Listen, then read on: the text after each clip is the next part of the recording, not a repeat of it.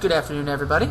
Might be a little bit late on this one, as quite a few of you have already finished the persuasive compare and contrast essay, but based on what I'm seeing with that, there's something I want to take some time with, because you're going to need it in future assignments, and that is a quick rundown of how to write a proper introduction. Because an introduction is a very important piece to your writing. It sets up your topic, it tells your readers what you're going to say, and gives them a little bit of a roadmap as to what's coming up before they get there. It sets the tone for what you want to say, and it is really important to nail. Because of all of that, I actually tend to write my introductions later in the process once I have a better idea what I'm going to say. So I'm going to take you through an introduction. You'll see I've got a blank page here. I'm using Microsoft Word, but that's just so you can see what I'm typing. And I made my font kind of big, again, so you can see what I'm typing. First thing, as a rule, remember that we always indent the first line of every new paragraph. In Odyssey, you can't tab over, but you can hit the space bar 5 times to bring it 5 spaces off of the margin, which is still basically the industry standard. So, let me start writing my introduction, and I'm actually going to start at the end. An introduction should end with your main point. That's that inverted triangle shape that they talked about in the persuasive essay. Your main point comes at the end. For my introduction, my main point is the whole point of my paper.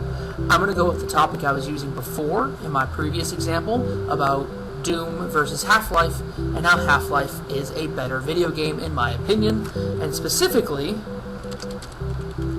this.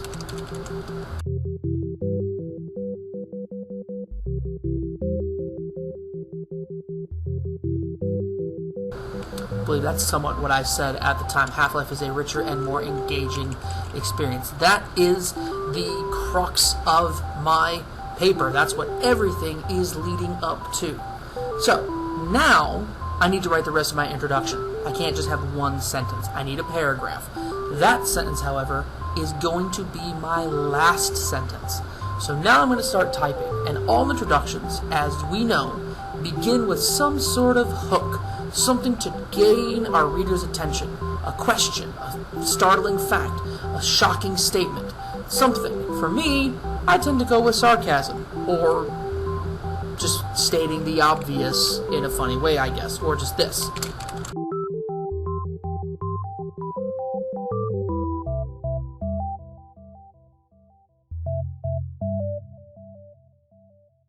Video games are a lot of fun.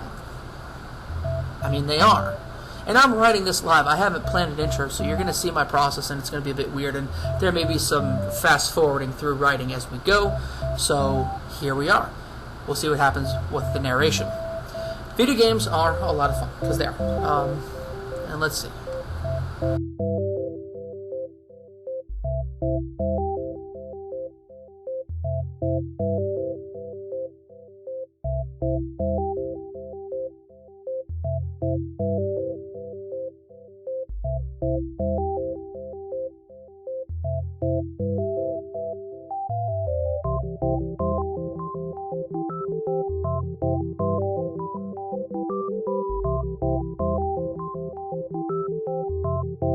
So I'm taking a minute here to point out that I'm starting over, because as I wrote my introduction, I didn't like what it was saying, and it was getting off the point. It was going to take me way too long to get back to where I was, where I needed to be.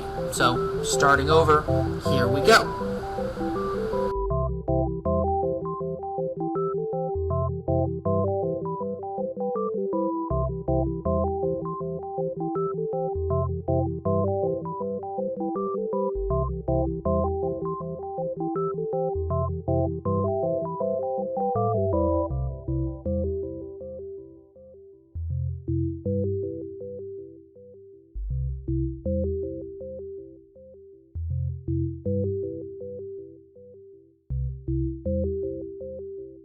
So there's my intro.